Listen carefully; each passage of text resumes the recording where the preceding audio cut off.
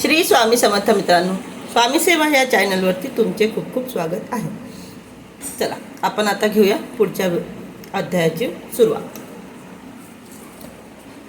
4 अध्याय कंप्लीट झालेले आहेत मित्रांनो आपले. आपण 5व्या अध्यायाला सुरुवात करत आहोत.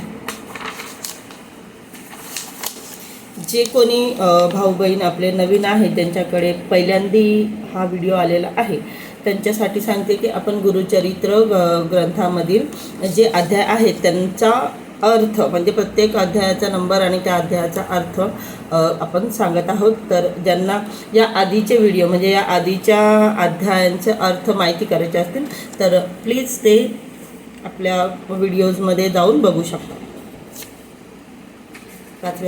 5व्या अध्यायाला सुरुवात होती मित्रांनो. अध्याय 5. श्रीपाद श्री वल्लभांची जन्मकथा. श्रीपाद श्री वल्लभ म्हणजे आपल्या दत्त गुरूंचे मनुष्य रूपातील पहिले अवतार. चला चालू करूया. श्री गणेशाय नमः. सिद्ध म्हणाले, नामधारक कलियुगात लोक धर्मभ्रष्ट झाले, कर्मभ्रष्ट झाले. तेव्हा श्री गुरु दत्तात्रेयांनी लोककल्याणार्थ अवतार घेतले. पिठापुरी इथे अपाळराज नावाचे आपस्तंभ शाखेचे एक ब्राह्मण राहत असत. त्यांच्या पत्नी सुमती धर्मशील व पतिव्रता होत्या. त्या विष्णू दत्तांची भावभक्तीने आराधना करायच्या. एकदा अमावस्येस अपाळराजाच्या घरी पितृश्राद्ध होते. श्राद्धासाठी निमंत्रित ब्राह्मणांचे भोजन व्हायचे होते. तेव्हा दत्तात्रय महाप्रभू अतिथी रूपाने त्यांच्या द्वारी आले. सुमती ब्राह्मण भोजनापूर्वीच त्यांना भिक्षा घातली. ही त्यांची सेवा तत्परता पाहून दत्तात्रयांनी त्यांना 3 मुखे व 6 हात या दत्त स्वरूपात दर्शन दिले. सुमती या गुरुदेव दत्त यांच्या दत्तगुरु आणि विष्णूजी यांच्या अतिशय म्हणजे त्यांच्या सेवा करायच्या आणि त्यांची परीक्षा घ्यावी यासाठी गुरुदेव दत्त म्हणजे बघा आपल्याला ज्या दिवशी पितृ जेवू घालायचे असतात मित्रांनो, आपण आपल्या पितरांना जेवू घालतो त्या दिवशी आपण सर्वप्रथम ब्राह्मणांना जेवू घालतो आणि त्यानंतर आपण इतरांना जेवण देतो. तर त्याच प्रकारे ज्या दिवशी त्यांच्याकडे पितृपूजन होते त्या दिवशी दत्तगुरूंनी त्यांची परीक्षा घेण्यासाठी तिथे भिक्षुकाच्या रूपामध्ये ते जातात आणि ते भोजन मागतात.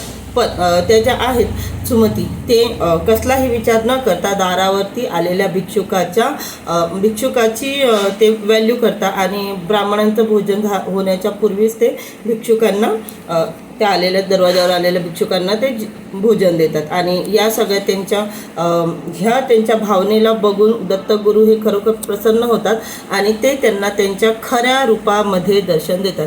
गुरुदेव दत्त हे त्यांना त्यांच्या खऱ्या रूपामध्ये दर्शन देतात आणि इच्छित वर मागण्यास सांगितले आणि त्यांनी विचारलं मनोवांछित वर मागण्याचं बोललं.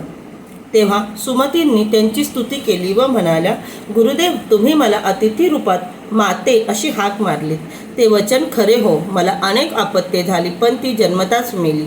जे 2 पुत्र जगले त्यात एक आंधळा आहे तर दुसरा पांगळा. असे पुत्र असून नसल्यासारखेच आहेत. माझा पुत्र तुमच्यासारखा महाज्ञानी जगतवंद देवासारखा आणि परमपुरुषार्थी असावा अशी इच्छा आहे, ती तुम्ही पूर्ण करा.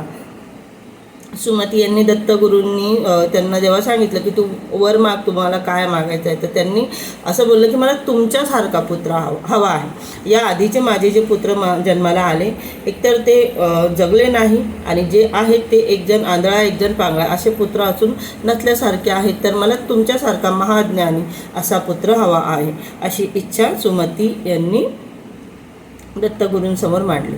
भेटूया पुढच्या व्हिडिओत.